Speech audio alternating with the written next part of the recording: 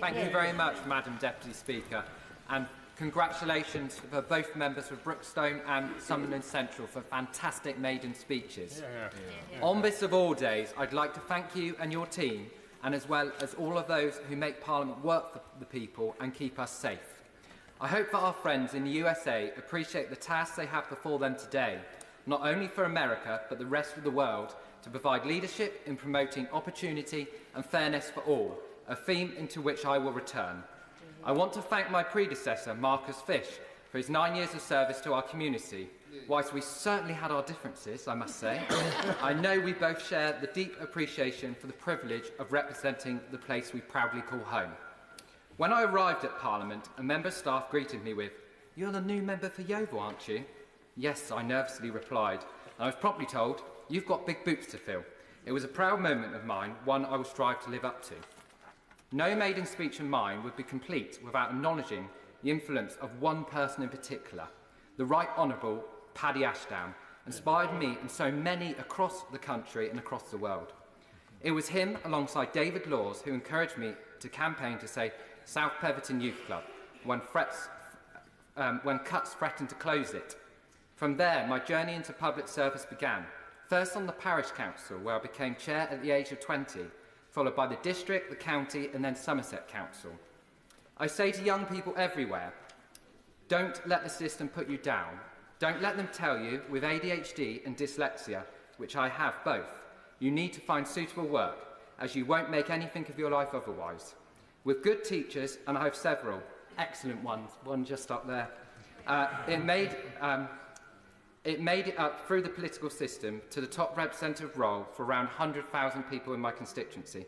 If I can make it, so can everyone else. As lead member of Public Health, Equality, Diversity at Somerset Council, I campaigned for the local health services, fighting to resolve the crisis caused by the Conservatives' mismanagement. I'm glad to see the new government has used this budget to begin reinvestment in our NHS, starting to reform our national and local health services, which is desperately needed, but this is just the tip of the iceberg. Yeovil constituency is rich in both history, ambition, comprising the towns of Yeovil, Chard, Crewkerne, South Petherton, Ilminster and many surrounding parishes, built on agriculture and the gloving industry. The area is evolved into a hub of engineering excellence, with Petter's Engines, which created Westlands, and now Leonardo as the engineering heart.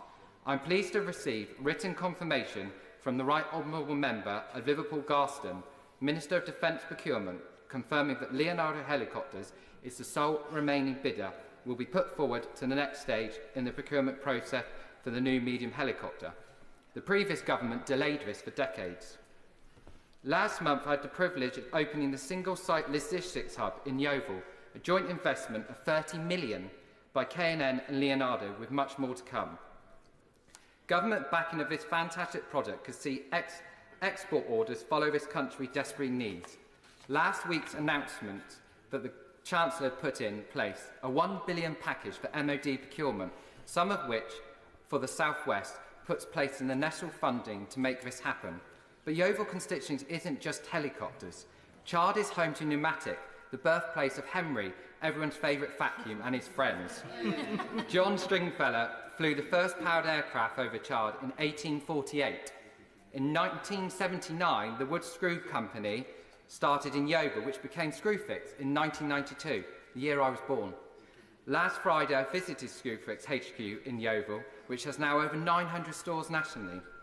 In 1986, a Lynx aircraft set an airspeed record of a helicopter just over 250 miles per hour, a record that remains unbeaten today.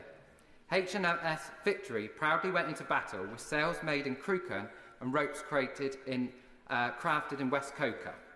Finally, I'd like to honour a less-known daughter of Yeovil, Miss Marion Wright, who set sail for a new life in America in 1912. Daughter of Thomas Wright, a farmer, she was a carer for her 3 stepsisters, and on the 10th of April 1912 she stepped aboard the Titanic as a second-class passenger. Just days earlier, the great liner set out on her sea trials, designed to test the ship's capacity, readiness for a journey ahead. They confirmed her strengths, but did not prepare her for the real challenges and unseen dangers ahead. The trials could not account for the class disparity abroad, where first-class passengers were guaranteed lifeboats, but those in third class below deck fought for survival.